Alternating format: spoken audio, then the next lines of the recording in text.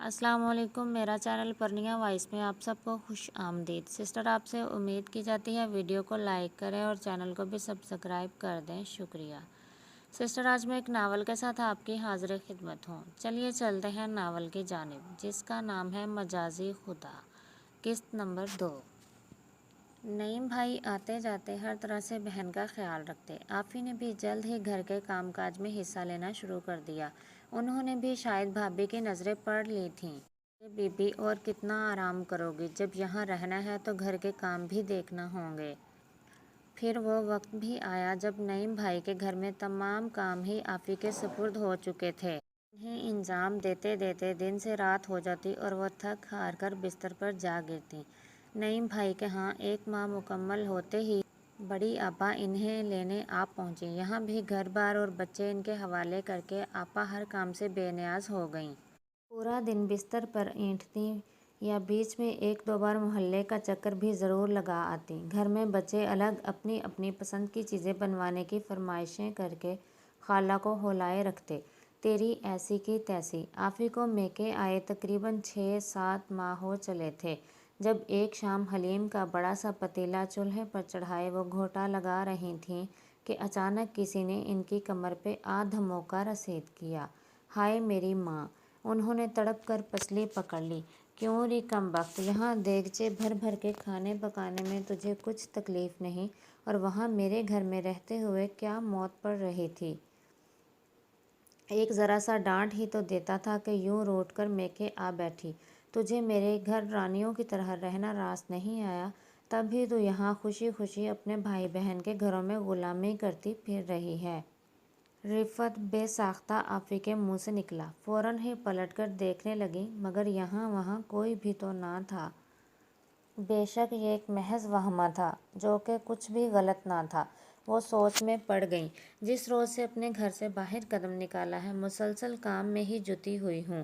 نعیم بھائی اور آپا کے گھروں کے درمیان گھن چکر بنی مجال ہے، جو چند لمحوں کا آرام میسر آ جائے، اور ادھر گھر میں رفعت اور میں 2 لوگوں کے کام ہی کتنے ہوتے تھے۔ فرصت ہی فرصت! میرا ہی راج تھا، آرام بھی کرتی اور اللہ اللہ بھی۔ کوئی نماز قضا نہ ہوتی، مگر اب بھلے وہ زبان کے تلخ تھے، میری ضرورتیں تو بن کہے پوری کر دیتے۔ آفی، یہ تو نے کیا کیا؟ گھر کی دہلیز پار کر کے خود اپنے ہی پاؤں پہ کلہاڑی مار بیٹھی ہے۔ خامیاں تو رفعت میں بہت تھیں، ذرا غور کیا تو خوبیوں کا پلڑا بھاری نکلا۔ تم ہوش میں تو ہو آفی؟ جو واپس اس انسان کے پاس جا رہی ہو، اب تو وہ ظالم اور شیر ہو جائے گا کہ دیکھا بھائی 4 دن نہ کھلا سکا۔ نعیم بھائی ان کا فیصلہ سنتے ہی ہتھے سے اکھڑ گئے۔ مگر بھائی، میرے جانے میں ہی بہتری ہے۔ مختصر سا جواب دے کر وہ ہاتھ میں پکڑا برقع جھاڑ کر پہننے لگیں۔ تو پھر خود ہی جاؤ گی، میں ہرگز اس جھگڑالو کے منہ نہیں لگنے والا۔ انہوں نے بھی دو ٹوک فیصلہ سنایا۔ آفی، میں نے تو تمہیں اپنی بہن سمجھ کر رکھا، پھر بھی کوئی غلطی ہو گئی ہو تو معاف کر دینا۔ اپنے آرام کے دن ختم ہوتے دیکھ کر زرین بھابھی کی آنکھیں چھلک اٹھیں۔ اب جب تم جانے کا قصد کر ہی بیٹھی ہو تو ضرور جاؤ، اس گھر کے دروازے تم پر ہمیشہ کھلے رہیں گے، مگر اتنا یاد رکھنا کہ مرد ایسے بھی کبھی نہیں سدھریں گے۔ جو سدا کے ایسے جھگڑالو ہوں وہ ایسے نہیں سدھرتے۔ بھابھی کو بھی جیسے پکا یقین تھا کہ عافیہ پھر واپس آئیں گی۔ میں پوچھتی ہوں تجھے تکلیف کیا ہے ادھر جو واپسی کا سوچ بیٹھی ہے؟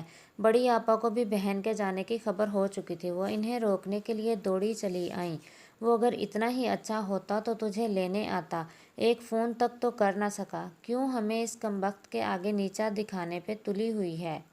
باہر گلی میں ایک ٹھپ ٹھپاتا ہوا رکشہ بھی آن رکا تھا۔ آفی لپک کر اس میں جا بیٹھیں، جبکہ آپا بڑی بے بسی سے بہن کو جاتا دیکھنے لگیں۔ دوپہر ڈھل رہی تھی جب آفی نے گھر کا دروازہ کھٹکھٹایا تھا۔ آ گئی ہو واپس؟ انہیں باہر دروازے پہ کھڑا دیکھ کر رفعت نے قطعاً کسی اجنبی کا اظہار نہ کیا۔ ان کے ہاتھ میں دھلے ہوئے موزے اور بنیان تھے۔ واپس پلٹ کر وہ جنہیں تار پر پھیلانے لگے۔ وہ سست قدموں سے چلتی صحن کے وسط میں آ کھڑی ہوئی تھیں۔ دھول مٹی سے اٹے صحن میں پھول اور پودے پانی اور مناسب توجہ نہ ملنے سے نہ جانے کب کے مرجھا چکے تھے۔ دیوار پر ایک جانب پھیلی انگوروں کی بیل سوکھ کر ڈھلکی پڑی تھی۔ ڈربا تو موجود تھا مگر اس میں مرغیاں نہیں تھیں، اور تو اور ان کی پالتو بلیاں بھی غائب تھیں۔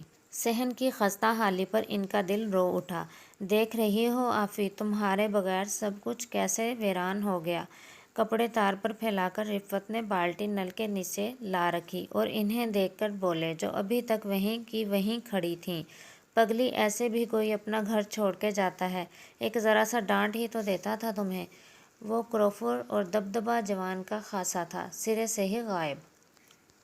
وہ بہت پیار اور تحمل سے بولے، جاتے ہوئے اتنا بھی نہ سوچا کہ اس گھر کو مجھے تمہاری کتنی ضرورت ہے۔ یہ رفعت ہی ہے نا؟ ادھر تو کایا ہی پلٹ گئی ہے۔ عافیہ کو اپنی سماعتوں پر یقین کرنا مشکل ہو گیا۔ اگر ایسا ہی تھا تو آپ لینے آ جاتے۔ زبان پہ ٹھہرا شکوہ لبوں سے آن پھسلا تھا۔ رفعت ان کی بات پر ہنس دیے اور ہنستے ہنستے قریب چلے آئے۔ عافیہ سہم کر انہیں دیکھنے لگیں۔ ہونٹوں پر کھیلتی ہنسی کا بھرپور ساتھ دیتی سرمئی آنکھیں اور سامنے کے دو دانتوں کے درمیان بنا خلا، وہ بے حد اچھے لگ رہے تھے۔ یہ دیکھنے میں کوئی اتنے بھی برے نہیں۔ چپ چاپ کھڑی ان کے چہرے پہ کھلی مسکراہٹ دیکھتی رہیں۔ اتنے سالوں میں شاید پہلی بار وہ انہیں غور سے دیکھنے کی جرأت کر پائی تھیں۔ تمہاری شکایت بجا ہے آفی، آج اگر تم نہ آتی تو میں کل ضرور ہی تمہیں لینے پہنچ جاتا۔ ان کا دھیما لہجہ اور لفظوں میں بھرا رس، قریب تھا کہ وہ بے ہوش ہو کر گر جاتی۔ اب یوں ہی کھڑی رہو گی یا اندر بھی چلو گی؟ جاؤ برقع اتارو اور منہ ہاتھ دھو کر بیٹھو، میں کچھ کھانے کا بندوبست کرتا ہوں۔ انہیں حیران اور پریشان چھوڑ کر رفعت موٹر بائیک نکالنے لگے۔ ایک اونچا لمبا صحت مند وجود آفی میں سکون اور تحفظ کا احساس بھر آیا۔ وہ انہیں جاتا دیکھتی رہیں، یہاں تک کہ وہ گھر سے باہر نکل گئے تو وہ خود بھی آئندہ کبھی یوں روٹ کر اپنے گھر کی دہلیز پار نہ کرنے کے ارادے کے ساتھ کمرے کا پردہ ہٹا کر اندر چلی گئیں۔ اب تو عافیہ کی زندگی میں سکون ہی سکون تھا۔ بھابھی اور بڑی آپا کے دل میں چور بیٹھا تھا کہ کب آفی آئی، کب آفی آئی۔ لیکن آفی کے جانے کے بعد رفعت کو بھی احساس ہو چکا تھا کہ آفی کے بغیر اس کا گزارا نہیں۔ اس نے اپنے آپ کو بدلنے میں بہت کوشش کی اور اس میں کسی حد تک کامیاب بھی رہا۔ یہ کہانی تو پہنچی اپنے اختتام تک۔ بہت جلد حاضر ہوتے ہیں کسی نئی کہانی کے ساتھ۔ تب تک کے لیے اللہ حافظ، فی امان اللہ۔